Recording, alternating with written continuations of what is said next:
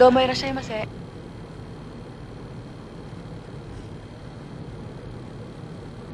Excuse me. Do you have a reservation for Mr. Dags de Leon? Yes, ma'am. This way, please. Thank you. Irashaimase. Mr. Dags de Leon?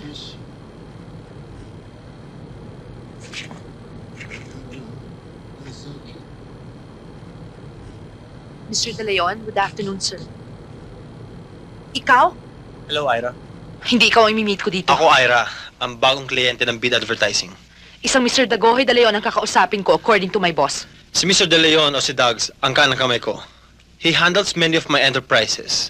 And one of them is my private resort na ipinasok ko sa kumpanya nyo, which you will handle personally. Please?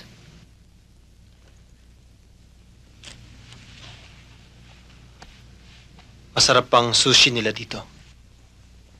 Excuse me. Thank you. I'll have sashimi.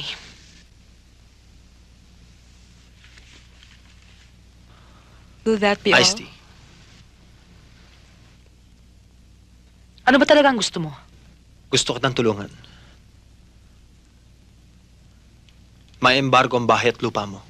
In 3 months' time, pag hindi mo nabayaran ng principal plus interest, sakali ka na matutulog. Kung totoo man yon, kung sakali man ako matulog, wala kang pakialam. Hindi ka madudumihan, hindi ka matatapakan. Pero ayoko mangyari yan sa anak ng taong pinagkakautangan ko ng loob. Ira, gusto kitang tulungan. Bakit ba hindi mo matanggap yun? Ayokong magkaroon ng utang na loob sa'yo. Kung ano man na itutulong ko sa'yo, wala kang tatanawing utang na loob. Hindi mo kailangan gumante. Can you just listen to my proposal first? Ano ba yung sinasabi mong proposal? Makasal ka sa akin. Ano? Nababaliw ka na ba? Bakit ako pakakasal sa'yo? Para magkaroon ka ng karapatan sa asyendang ibinibintang mong ninakaw namin.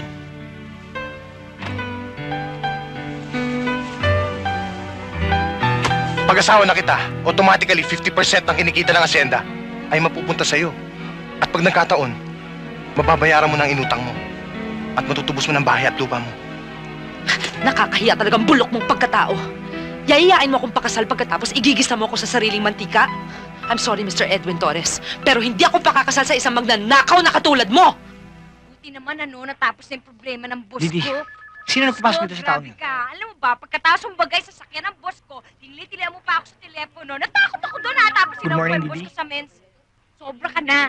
Alam mo, hindi ka na nakakatuwa. Good morning, Didi. Morning, sa tingin mo kakausapin ka ng boss. Si Anya to.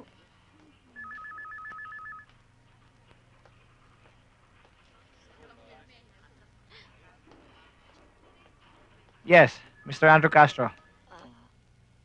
Mr. Castro, good morning po. Si Anya Katindig po ito. Gusto ko lang po sanang mag-thank you sa business na binigay niyo sa akin at saka pasensya na ho kayo kasi ho nung araw na nagkabanggaan tayo. It was really a bad day for me. Kasi naman ho, yung mga drivers ko nag-absent. Yung isa nag-anak, yung isa naman nag-half day. Problema ho talaga yung mga drivers ko na yan eh. Tapos na-flattan pa ako. Tapos natanggal pa yung side mirror ko. Alam niyo yun, lahat ho ng malas talagang nangyari. Siguro naman ho, na-experience niyo rin yun. Di ho ba? So yung araw na sinundan mo ako sa men's room, bad day din yun? Hindi. Temporary insanity lang ho yun. Okay na yun. What's your name? You can call me Anya. Sorry ho talaga. I wish I could make it up to you. Forget about it. No, really. If there's anything I can do, pwede ko kayong bigyan ng free forwarding service.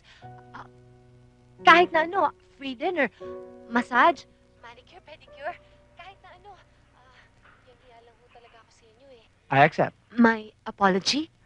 Yes, and your dinner invitation. Huh? Are you familiar with the glass house? Oh, yeah. Okay, meet me there at around 7:30. Is that okay? Okay. I don't want to hear anything. Ikaw na bahala kay Mr. Mundo, ha?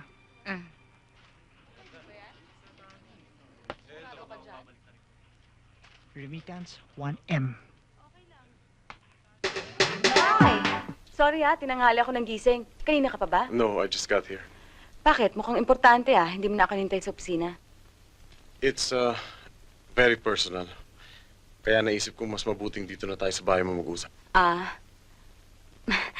Thank you nga pala for helping me get this new house. Ang sarap-sarap dito.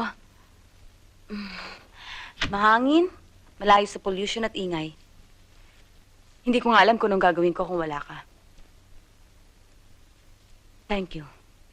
Anyway, ano yung sinasabi mo? I think you owe me an explanation. Explanation tungkol saan? Tungkol sa anak mo, kay Adrian. Kilala kita, Rosita. You're hiding something. Ang batang yan, may kutob ako. May kutob kang ano? Ako ang ama ng anak mo, di ba? Anak ko si Adrian. Buntis ka sa akin nung umalis ka papuntang Amerika. What's so funny? Sabi ko na nga ba't magbubunga ang relasyon natin? Bakit? We practically live together na mawala sa'yo si Andy. Nagparaya ako, maski na ginawa mo laruan ng pag-ibig ko. Pero aminin mo sa akin, ako ang ama ng iyong anak. I'm telling you nothing. Nakakatawa ka, Ernie. Nakakatawang nakakaawa. You think of the silliest things. I don't care. Hindi ako makakapayag na hindi mabigyan pangalan ng ating anak. I'm asking you again, Rosita. Pakasalan mo ko. Kahit anong gulong pasukin mo, ako lang ang makakahango sa'yo.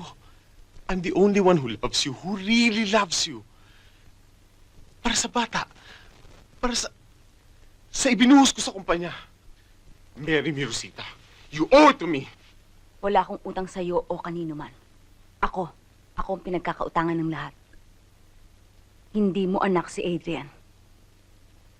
Inuulit ko, hindi mo anak si Adrian.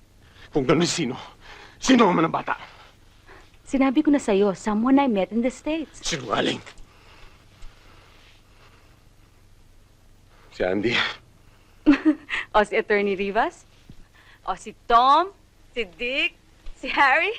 It can be anybody and everybody. Pero alam kong hindi ka maniniwala. Kaya wala tayong dapat pag-usapan. Inuulit ko, hindi mo anak si Adrian.